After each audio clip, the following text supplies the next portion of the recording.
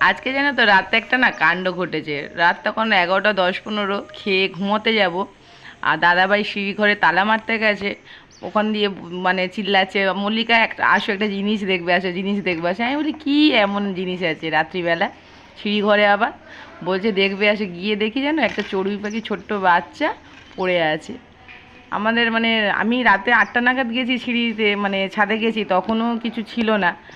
আর রাত যখন 11টা বাজে তখন দেখি চড়ুই পাখি বাজে। গিয়ে দেখি, আমি ভাবছি আবার মরে গেছে, দাদাভাইও ভাবছে মরে গেছে, জানো তো।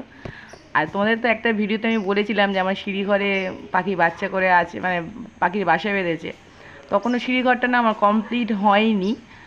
তখন ওরা বাসা বেঁধেছিল প্রথমেই। আর এখন আমার পাথরটা তো লাগানো হয়ে গেছে সিঁড়িতে, তাও তোমার ওরা মানে তাড়ায়নি ওদেরকে। আর বাচ্চাটা পড়ে গেছে, এবার তোমার দাদাভাই না ভয় পাচ্ছে বাচ্চাটা মরে গেছে কিনা ভাবছে, তারপর দেখে বেঁচে আছে।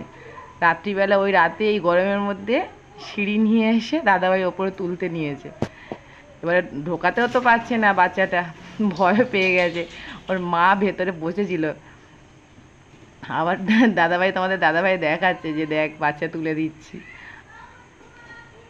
বাচ্চাটাকে আবার তোমার দাদা তুলে দিল।